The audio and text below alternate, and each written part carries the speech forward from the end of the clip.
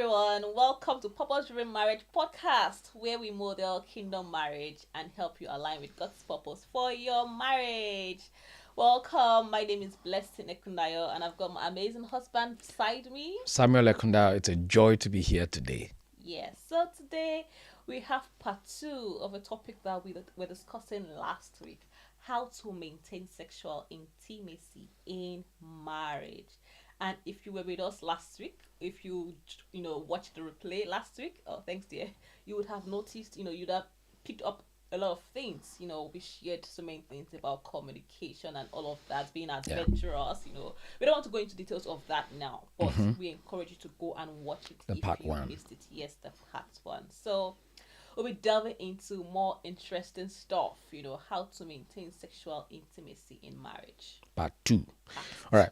We have about 3 points today, so to speak, but one more bonus point that we think is very, very important. Yes. After we reviewed the first few points that we had, we realized there's one more that could really, really help a lot of people, that has really helped us as well. But today we're starting with what we call number one on our list, which is number 5. If you count them all together. By the way, if you can hear us, help us type loud and clear in the chat, because we're live right now. So we need to know if you can hear us. Please help us type loud and clear, just so that we know that you're hearing us very well. You can hear me well. You can hear my wife well. All right. The point we're starting with today is that you should take care of your personal well-being.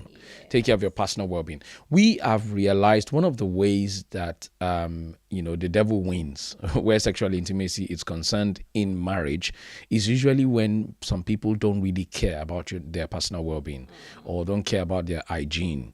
They dress anyhow. They they don't look after their body well. They don't take care of the attractiveness of their body to their spouses. Thank you, by the way, for confirming that we're loud and clear. They don't take care of their attractiveness to their spouses. In fact, some people don't count it.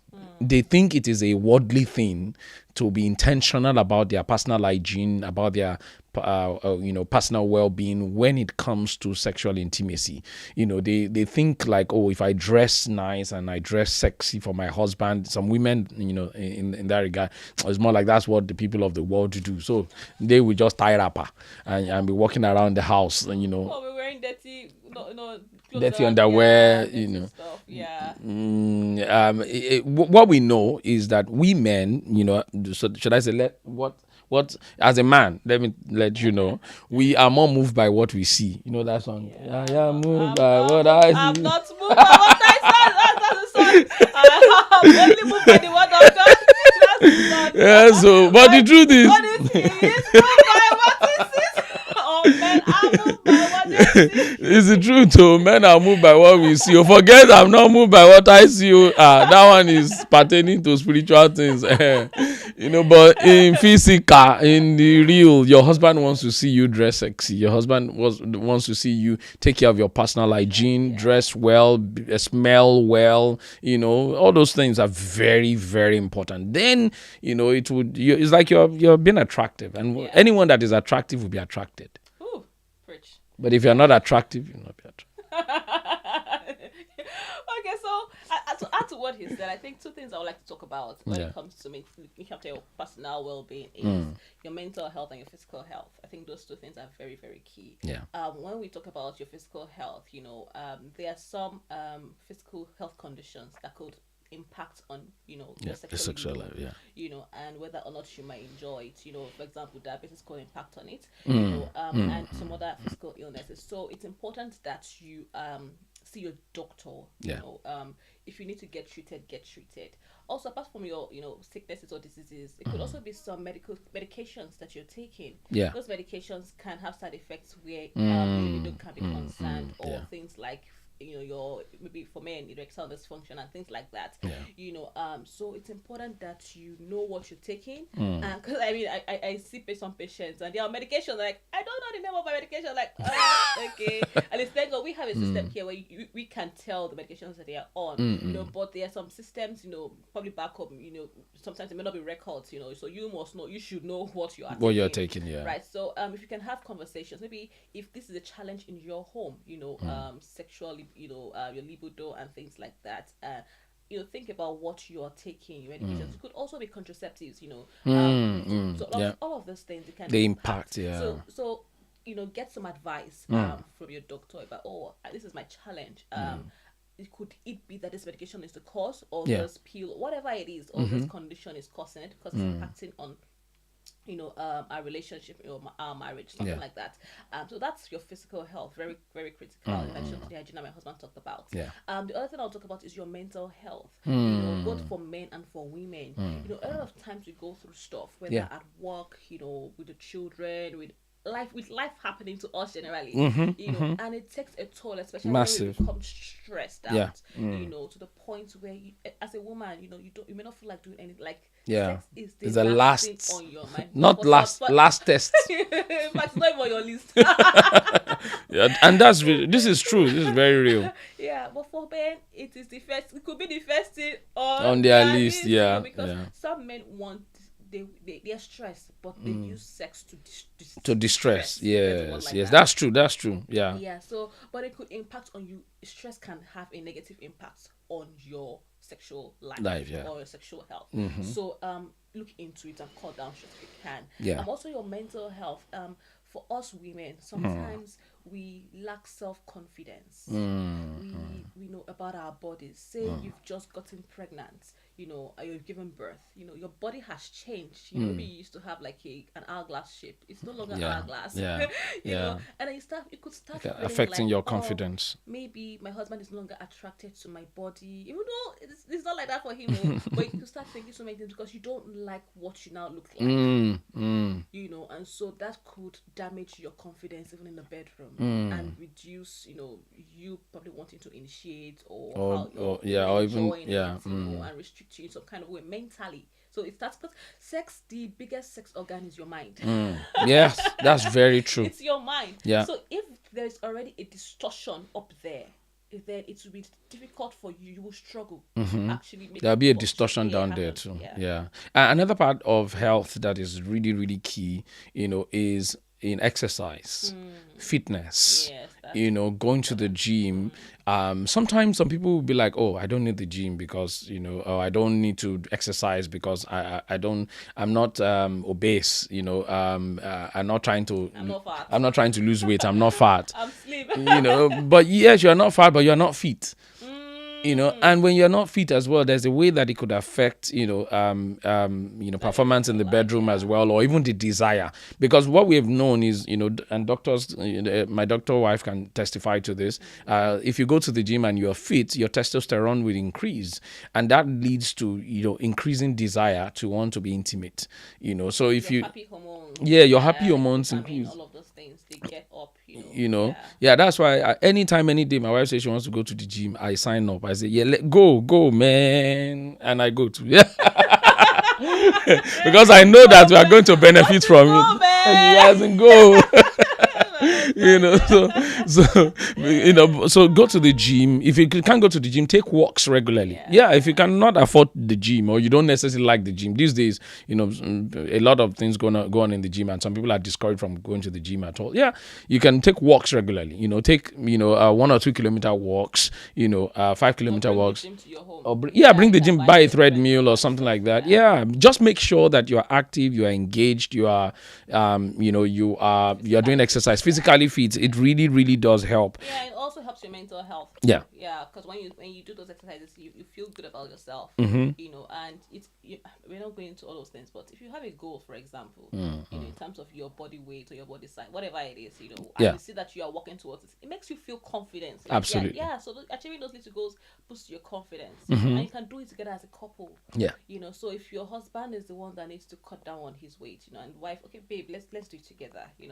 That's how it can make you happen. Yeah. Another aspect of this, we mentioned it briefly, but let's go deep into it, is the aspect of wearing what you wear, how you look, how you smell. These things are very, very important. Some people brush it off and be like, it doesn't really matter. No, it matters a lot. It matters how you look. It matters what you wear. It matters how you smell. So women, look after yourself. Don't say, oh, I'm home all day. And then you are home all day, you have not bathed. you've not had a bath. Yeah. You've not had a bath at all. You've not put on your perfume, and you're just walking about the house, like a smelly junkie. Nobody want to pull you in. I'm just saying. Nobody want to pull Oh, you it's in. not nice. Okay, apologies. Nobody want to pull you in for something, because even if they pull you in, the kind of smell that they will meet back, it will look like a repellent. What you want to do is that even from afar, even the way you smell, the way you look from afar, they're already pulling you in. That is what makes it really, really exciting. So there are some things, of course, as a Christian woman, you may not be able to wear outside. As a Christian man, you may not be able to wear outside, but nothing is stopping you from wearing it inside your house. For instance, as a man, you can wear good harmless, where your biceps are showing to your wife, to let her know that you're a macho man that can lift her and carry her to the glory of God, and you display all your assets for your wife. Yes, as long as it's your wife that you're displaying it to, nothing is wrong. If you don't have children yet, if you don't have children yet, or they are still small, you can wear boxers and pants around the house, so that God can be glorified and action can happen at any point in time. That's what we are talking about. Just make sure that you are intentional about these things. Yeah, intentional. very important. Yeah. Personal hygiene, brushing your teeth. Looking after your underwears. I feel like sometimes for men they can wear like 2 or 3 underwears. No, yeah. they can wear one underwear like 2 to 3 Some people wear even some women too. They wear one underwear for like 5 days in a row. That's wrong. In marriage, don't do that. And our bras too. So all of those things, they help you to smell good when you're use deodorant, use good perfume, smell well, be intentional. Yes. Yeah. And if it's something that you've noticed in your spouse, find time to have a conversation. Back to number one, when we talked about last week about it. For example, if it's that you notice that your husband or your wife, maybe they have a particular odor that puts you off, that now prevents that sexual intimacy from happening. Find a good time, a good place, and a good way to have communicate it respectfully, so that they can know. Because sometimes, to be honest, some people are not aware. And if you've grown up, wearing a boxer, for 2-3 days, and it is normal. And nobody has ever complained to you about smelling it. Good. God forbid. Yuck. But for the truth is, that's how some people are in their natural state. They're not doing it to harm you. Subconsciously, they're used to that. That's their life. That's their habit. So if it is normal for them, for example, then and now that they're now married, and you're like, I don't know, like this. Communicate. Another aspect of that is, as a spouse, whatever you want to see your spouse wear or smell like, buy it for them. That's one thing I do a lot in my home, to the glory of God. Like this clothes my wife is wearing, I bought it. Anything I want to see, and and sometimes I'll buy it. She'll be like, this is a Gen Z stuff. I'll be like, yes, I intentionally bought it because I don't want to see an old madam in my house. If I go to the shops, I'm not sure I'm going to buy this. Exactly. I'm like, what's this? But that's what I would so I'm happy to wear. Yeah, that's what I would love to see on her. So whatever it is that you want to see on your wife, underwear, even to the point of underwear. Some men have never bought underwear for their wives before. They don't even know their wife's size. They don't know the underwear size of their wives. That's terrible. That is just let's just say it outrightly the way it is. Go to the lingerie shop once in a while and just buy 1 or 2 things there, bring it home and say, babe, wear it. In fact, that's where the thing's already getting hot. Wait, let me see. Yes, buy underwears, buy even the dresses, the clothes, the way that you believe it will bring out her shape. She may not necessarily maybe have confidence in herself, maybe because of childbirth and all of that. But the more you show that she's beautiful, she's amazing, she's as a man, then the more she too will carry herself like, wow, this man really believes in me. Look at the way she's buying things for me. That could be the beginning of our confidence actually getting up. Very important. Yes. And the last thing I want to mention under this point is just regards to going for therapy if you need to. It's part of your personal well-being. Some things might have happened, in your past, or even in the marriage, Yeah. that have now limited, sexual intimacy. It could have been all sorts of things. So, apart from just talking about it, it's important that you also seek therapy. Yeah. In a way to help you feel better, in a way to improve your healing, so that you can be totally given to pleasing each other. Yeah. Very important. Very important. All right, we've flogged this point. Yes, Let's I move on. hope it was helpful. We hope that has helped somebody. Let's move on to the next one, which is affirming one another and keeping the emotional bond going. The reason why sexual intimacy may be affected in many people's home is because they're always saying negative things about each other, saying negative things about your spouse's body, saying negative things about yourself. But if you practice intentionally affirming the other person, where you look at your wife every day and say, "You're so beautiful, you're amazing, you're my baby girl." For life. You're a baby girl for life. You're my best friend. Yes, no sir. one but you. Yes, Only sir. you. After you, now you. Yes, And you pamper the person. Yes, And then let's say later on you are now looking at helping the person. You are now looking at making love to the person. They will hardly say no because they've already been. You've made their head. You made them feel good. You made them feel good. So practice affirmation, practice emotional connection, practice praising your spouse. Very, very important. Yes, and also practice emotional boundaries with other people, like another spouse, because that's part of, it builds emotional connection. But when you're also giving to other people, and you are so close to them emotionally, especially people of the opposite sex. You're making your spouse feel like it sends a message, sends the wrong message, and it's creating a distance between you and your spouse, because your spouse should be the only one that you are emotionally intimate with. And I think it's important to say this: some people do not actually realize that when you are emotionally intimate with another person of the opposite sex, it's actually infidelity. Some people emotional cheating. Yes. Some people think that emotional intimacy only has to, cheating only has to do with the sleeping with somebody. No, when things that you should be communicating with your spouse, you are then communicating with somebody else of the opposite sex. You're flirting with them. You're already deleting message. Deleting the message. Automatic delete after the text. You are already being emotionally intimate with that person. If you are doing things that your spouse should not know that you are doing, that is already infidelity, and it's going to negatively impact on your marriage, your sexual life, both of you, because instead of you now enjoying that moment with your spouse, your heart or your thoughts are with somebody else, and when your spouse finds out, they don't feel like safe. They don't feel safe to connect with you emotionally. That security is no longer there.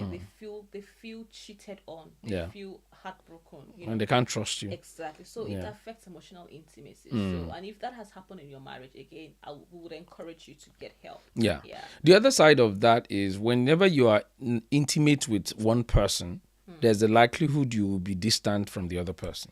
Wow, that's true. So if you're emotionally connected with somebody, there's a likelihood it will affect your emotional connection with somebody else, So if you're emotionally connected to someone outside, it will affect your emotional connection with your spouse at home. So be wary of emotional connections and, have firm boundaries so that it does not affect, so that's one thing about me, for instance, is anything I know I would gist with my wife, I don't go and gist with somebody, because for some reason, maybe it's my personality or my nature, in my wiring, if I've told a gist, I feel like in my mind I've already said it. I've told it already. Like it's like I can't even if I repeat it, I can't repeat it the exact same way, or the fullness of how I said it the first time. So it's always important that you create that boundary so that you can remain emotionally connected. Another aspect of this is building correct friendship. It's always beautiful whenever we're initiating sex, it doesn't look like we're initiating sex for the sake of just trying to use that person for sex. You understand what I'm trying to say? We are initiating sex because we are friends, we are connected, we are bond. Like, yes, man. It's not like just lie down there. Go there. No, it's more like from our playfulness, before you know it, we have off pint. That's what we're. Sorry, I forgot we're on podcast, Christian podcast. But you get my point. Like, from playfulness, from friendship. Anointing is numerous. But I'm sure they get my points. They got it before you even said it. Okay. Sorry that I overemphasize. But my point is that that friendship, that connection, that bond is what should lead into intimacy. It will naturally lead to intimacy when it's there, when that friendship is there. Another aspect of this is romance. Yeah, romance your wife, romance your husband. Don't want to initiate sex and you just be like, let's have sex. No. Be a romantic, person. That way you connect. Connect. Do you want me to give you some tips? My tips may be too raw. Let me keep quiet. That's what you already started. Now, babe, the way you are just looking so lovely and so amazing. You look like someone that they can eat. Like a snack. You look like a snack. You look like somebody I want to eat. You look like somebody I want to be. Okay. They get it. They said we should stop now, so let's stop. So my point is, be friends, connect, bond, so that it doesn't look like sexual intimacy doesn't look like something that is far. Or one aspect of your life that you always have to go and dig into like you have to dust it off before it can happen. No, let it be something that is a part of your friendship, a part of, every day-to-day fun activity like that. It's beautiful. Can I speak to my fellow men? We can do better. You can do better in engaging our wives, in becoming friends with them, in being romantic, that will make, whenever we need to be intimate, to not look like something that we are the only one that are interested in, if that makes sense. That both of us now look like, we want it, we connect, we gel, we bond, and it's very powerful. It is very powerful. Yeah. Also, sorry, one more point is gratitude. Oh, is that what you want to talk about? Okay. One more point is gratitude. One thing we do, and we learned it too many years ago. I think it's been many years ago we've been doing this, where after we finish like that, we tell each other thank you. And it helps. It really helps us to, the other person feels appreciated, and you too, when they say thank you to you, too feel appreciated. Make it a practice in your home, where you express gratitude for sexual intimacy. Yes, you express gratitude for sexual intimacy, and that oftentimes leads to good feedback. After you've expressed gratitude, what often happens with, I really enjoyed what you did there. I like what you did there. And it fosters the affirmation. It fosters the emotional connection. You're so sweet there. You're amazing. You're awesome. You can say that even before the intimacy, and now say it during, and now say it after. Oh my God. See, you cooked before, you ate the delicious meal, and then you are thanking Jesus after. Glory to God. Hallelujah. I try to keep it Christian. Anyways. So gratitude, appreciation, very important. Yeah. I was going to talk about just a bit more about the emotional connection. It's interesting because men and women are different. Yeah. So for us women, we need to feel emotionally connected to our spouses before we feel like having sex. Whereas for men, they want to have sex to feel emotionally connected. Feeling emotionally connected, not to feel emotionally connected. And so sometimes there is that clash. As a woman, you're feeling like, I don't feel loved. Or I don't feel like we are there. I feel like you have not made me really happy.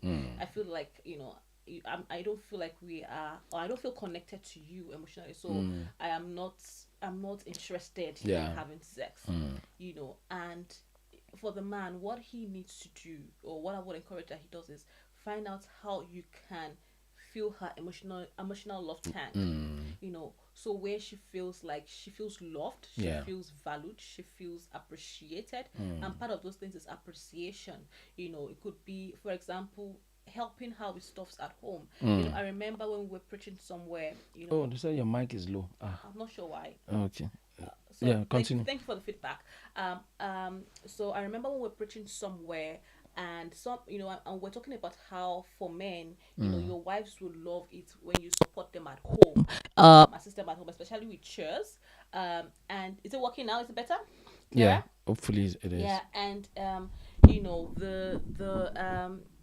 that it would help, it to help their motivation for to engage in sexual activity. And some men didn't like that idea. They're like, oh, why do we have to do chores? We want our wives, and it's not really about the chores. Yeah.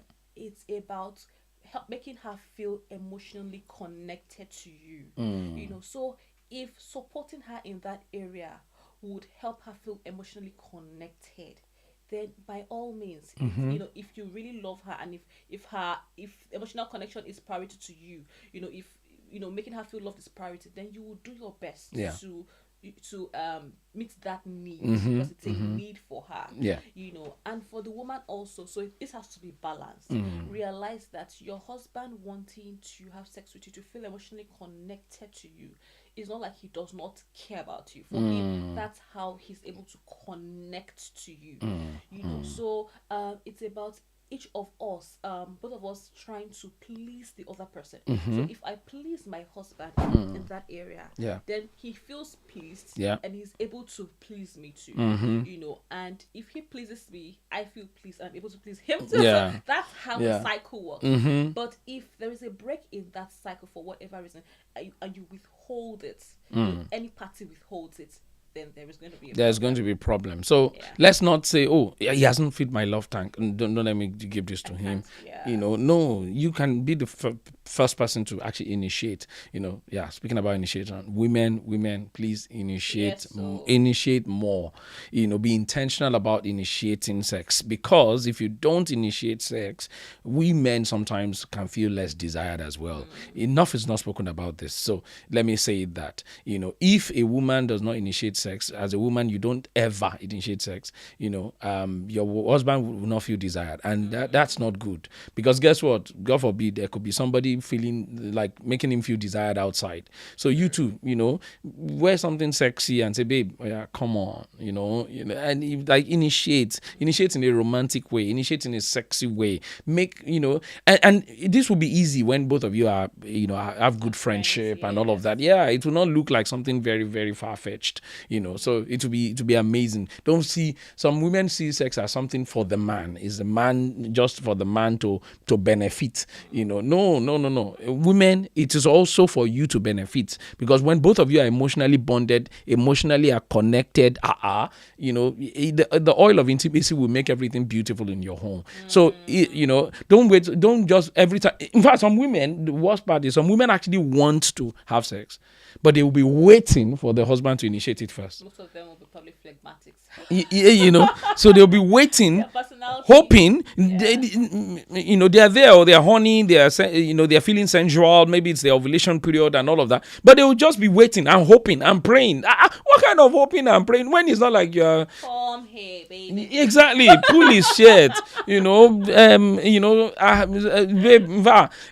men, we love it. In fact, for me, but maybe I should speak for myself, and all the men in the chat can attest to this. We love it when our wife desire us, when our wives pursue us as well. The way we pursue you two pursue us once in a while. And not once in a while, at least once, twice a week.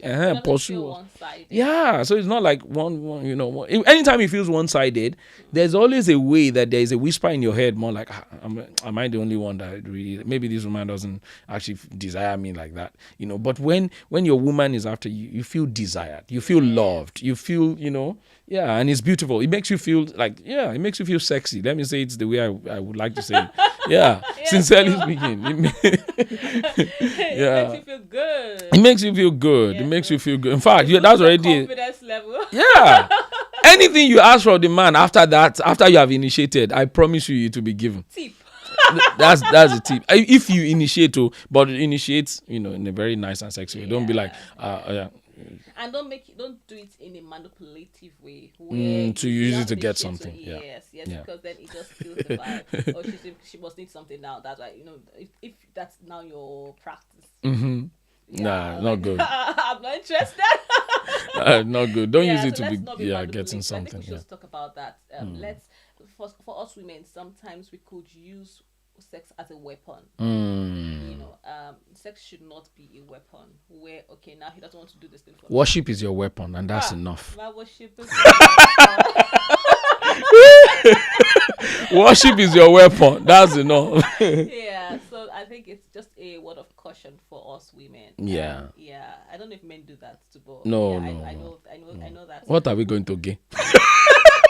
I remember Pastor Kiki, I was just listening to him, a few times. He said, like if him and his wife are having disagreements, he like, I think it was his wife that was saying, just because I'm currently being mentored by her, like, if him and his wife if they're having disagreements, his wife is particularly will tell her, you know what, my that part of my body is not fighting. It's not fighting with you. Yeah, so it's disagreements we have. Those parts they are not fighting. yeah, so you should still be I able to. I don't think men really can use that. No. It's us that we women that we like. I'm not going to, Yeah. So we should try and avoid that. Yeah, it's very childish. Very important. Yeah, that takes us to number 7. Keep the playfulness alive. I think we've started to almost hinge on this last point already. But what really, really fuels intimacy? We're talking about sexual intimacy. So there's an aspect of intimacy to the sex. That's what we are saying here. The goal is not just the sex. The goal is the intimacy. What really fuels intimacy is friendship, like we mentioned earlier on. So playfulness is a major part of it. There are some marriages that life has sucked the playfulness out of it. Yes. So. I was reading the story of a woman, and she talked about how when she and her husband just got married, that they would always shower together. Always. Like literally. Even if, for instance, her husband is going to work and she's not going to work, the moment the husband, they just got married then, this thing shocks people when they just got married. No children, nothing. The moment the husband jumps into the bathroom, she jumps in straight away, and both of them, or if she's the one that maybe she has to go somewhere early, the moment the husband hears the shower like this, he too jumps in, and both of them will shower together. And then she said she cannot remember one time that they almost did not shower together in the early years of their marriage. All of a sudden, children came, and she just realized that nobody was showering together. There was it was as if they were also stressed and encumbered by the responsibility of looking after the children, that their playfulness just disappeared. She said it. She said that it was just recently she now asked herself that what happened to us? Like she had to ask herself, what happened to us? Before we are always intimate in the shower together, all of those. That particular day, she just, she made up her mind that once her husband is showering, she was going to get in, and she went in, and then she now initiated that discussion. That we used to do this all the time. What happened to us? And both of them started to reflect and realize it was the children that came that just made everything. And this must have been years, because they're talking about children, not child. Years. And she said while they were, trying to reconnect, right, in the shower, all of a sudden one of the children just came and shouted, "Mommy, where is daddy?" "Mommy, where is daddy?" And she said, "I don't know where daddy is," because it's like it has not happened before for them to process how they are going to respond to the children, that they could shower together or something like that. So she just, "I don't know where daddy is. Go and look for him." Whereas daddy is in this.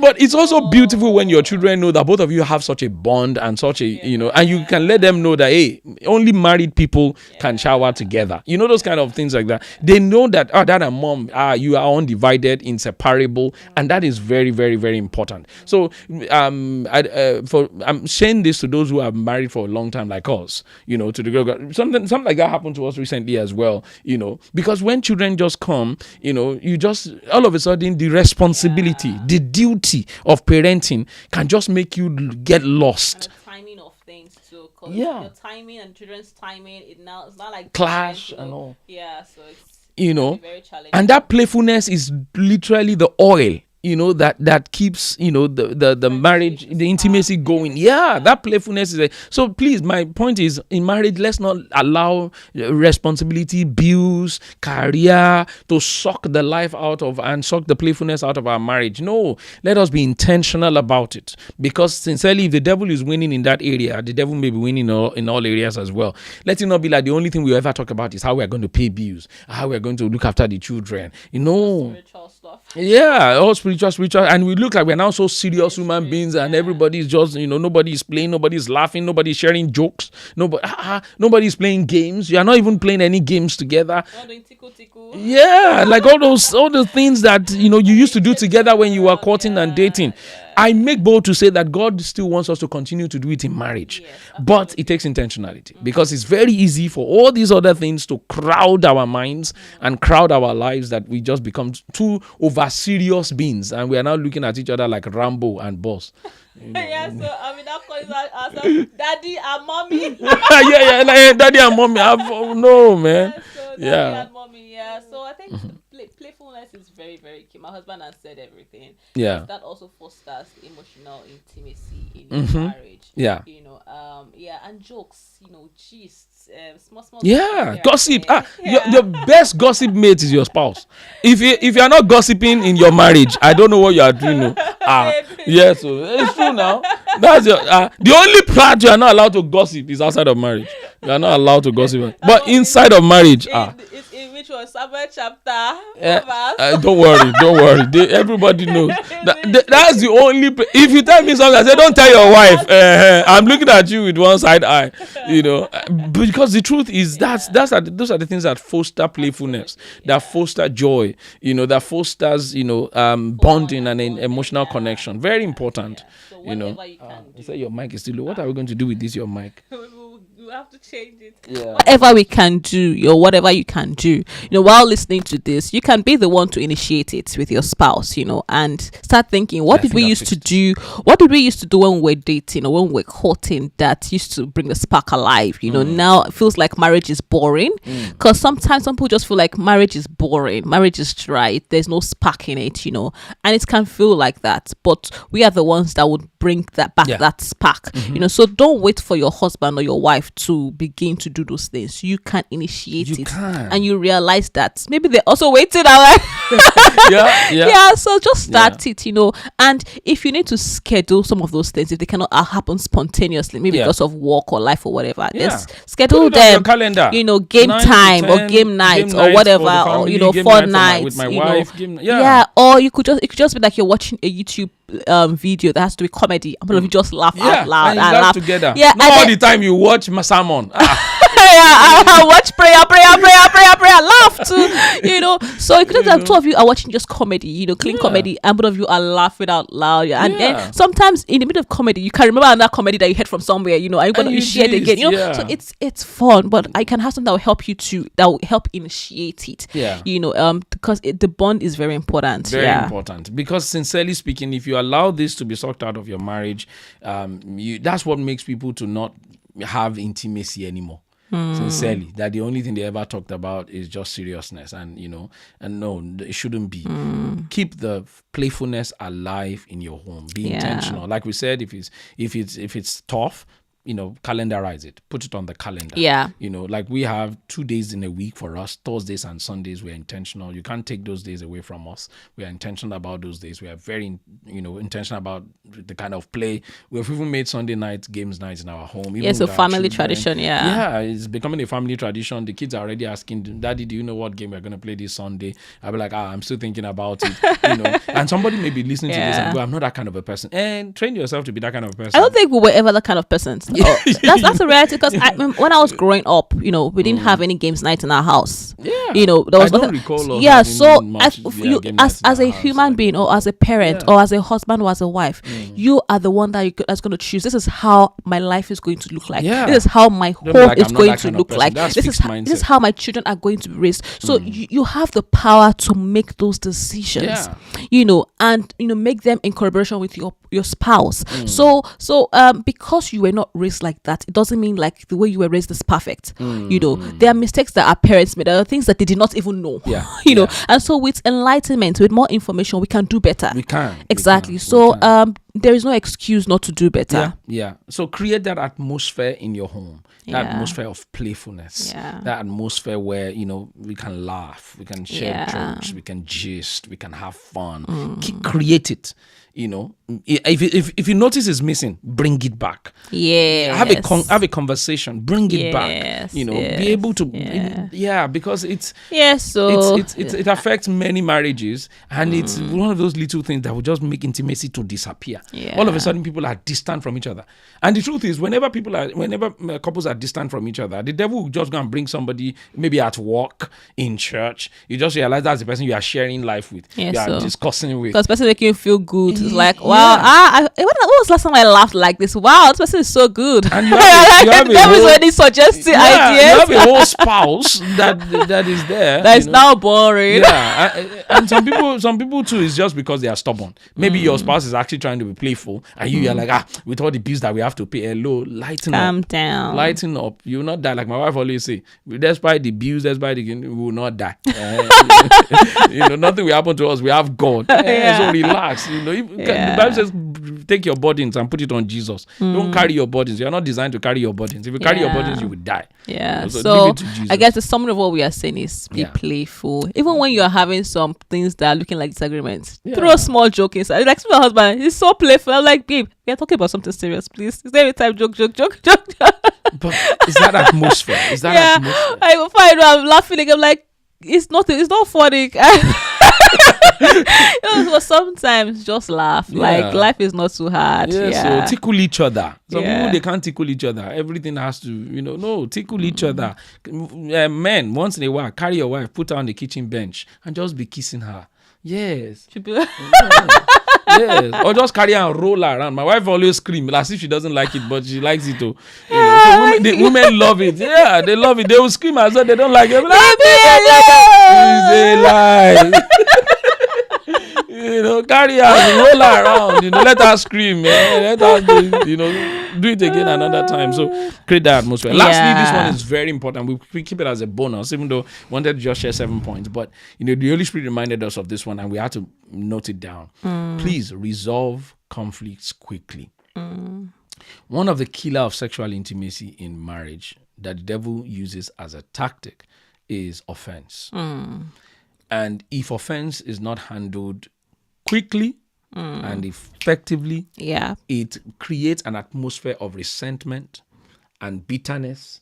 And all of a sudden, you are not talking to each other. So how will anybody even want to initiate sex? Everybody is angry. Everybody is, maintaining their lane. And everybody is trying to, I'm right, you are wrong, and all of that. And we realize it's a killer of intimacy, a major killer. So please resolve conflicts quickly. Yeah, very important. Sorry, I got distracted. I think Dr. Webby was asking one of those who cannot carry their wives. Tickle her. You cannot carry her. Let the Holy Spirit help you. But that's just by the way. So back to what we're talking about. Conflict resolution, immediate conflict resolution is very important. Because if this does not happen, we've seen it happen in our own marriage, if it doesn't happen quickly, you realize that the devil will just be suggesting negative things to you, about your spouse.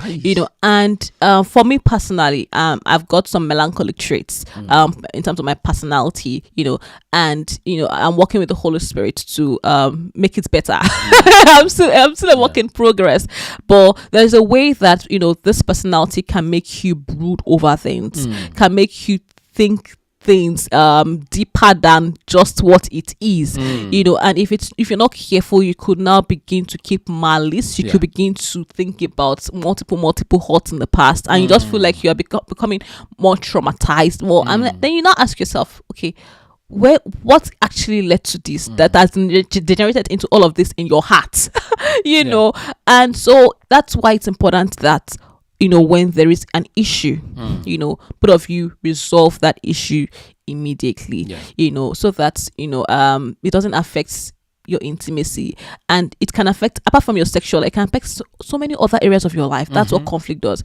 Because if there is no agreement, that you can't progress. There's no unity. There is, so whatever misunderstanding it is, please try work hard. And if you're the one hurt, bring it up first. Don't expect the other person to read your mind. Can't they see that they've hurt me? They may not see. You'll be shocked. They don't know that they've hurt you. So if you're the one hurt, if you're the one that they've offended, please bring it up quickly. Oh, you offended me. The way you said that thing the other time, I did not like it. I didn't like the fact that you said it in front of people. I didn't like that you said it in front of children. Like say it out quickly, so that the other person can apologize. And everybody can move on sharp. And the Holy Spirit can continue His work in your home. But where there's this brooding, and bitterness and resentment and expectation that person should figure it out, you just realize that there's this, all of a sudden there's a distance that is being created by that hurt and that pain and that bitterness that, the other person will be wondering, why is she like that? Or why is he like that? And because of that, they withdraw. There's a wall. Distance. There's a wall of separation between the two of you. There's no connection anymore. And guess what? That can linger for some people for days. For years, for some people. Months. It can just become worse. And exactly. Like all this kind of conversation we are having, and we are saying be playful, carry somebody, hit bomb, all of those things. It has disappeared in some people's home because of bitterness and resentment and all of that. Unforgiveness and all. And they cannot just find their way back because it's been long. This thing has been happening for years or for months. Please make it quick so that you can quickly find your way back. If you lose your way now within like 500 meters, 100 meters, it's easy to find your way back. But if you lose your way and it's been 40 kilometers. Wow. You know what I'm talking about? It's harder to trace your way back. So don't let offense linger quickly, so everybody can find their way back sharp. For me, let me speak for myself. I realize whenever hurts linger for too long, it affects me massively. In my head, it sucks peace and joy out of me to the point that I'm now affected in such a way that even if we resolve the issue, it takes me a couple of days to really get my playfulness back. But if we resolve it quickly, like playfulness restored almost instantly. So it's always important that we as believers, we know one of our weapons is joy. Joy is a weapon. In fact, it's not just it's a warfare weapon of warfare. If the devil wants to win in your home, it just needs to suck the joy out of that home, or suck the joy out of your life. So make sure that you always get the joy restored back. Why? Because the joy of the Lord is your strength. Should we leave it there? That's powerful. No, let's leave it there. Yes. Thank you, everyone, for joining today's podcast, today's episode. We really, really appreciate your interactiveness. We want to thank everyone who joined us today. Thank you so much. Really thank you so much. The things we have shared in this episode and in the last episode, part 1 and part 2, we want to personally beg you that you please maybe watch it with your spouse again, together. There's a way that it will really, really impact. And if you're not married yet and you're in a relationship, watch it together with your spouse as well, and use it to make some decisions, where you both say, oh, in our marriage, please, let's not allow playfulness to get in, and playfulness to get out, let's preserve our intimacy, let's preserve our emotional bond, use it to discuss, some of these things that we have talked about, and if you're married, maybe this is where you can use it to, get into areas of repentance and reflection and getting things back into order. Because we believe that this would really, really, really be a blessing. Absolutely. To you.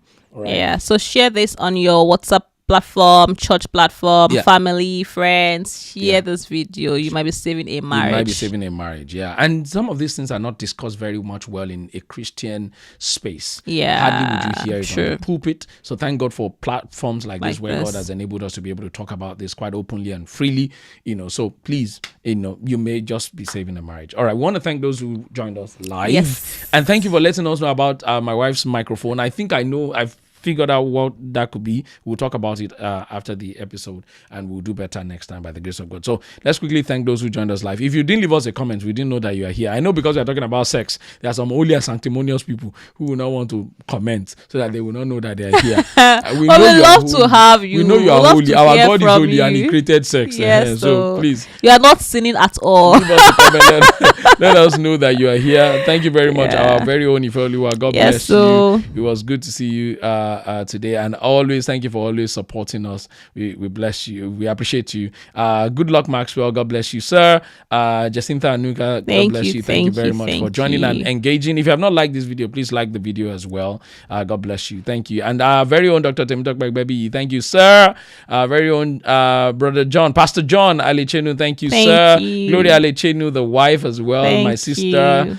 Thank you for joining us today. We really, really appreciate you. God bless you. And then Ikechukwu Marvelous, God bless you. Thank you for joining us today, sir. We appreciate you. It was good to see you interact with us. We really, really appreciate that. Okay, I think I may have covered everybody else. Thank you. Like this video, subscribe to the channel if you have not subscribed to the channel yet. God bless you and see you next week in Jesus' name. Bye now.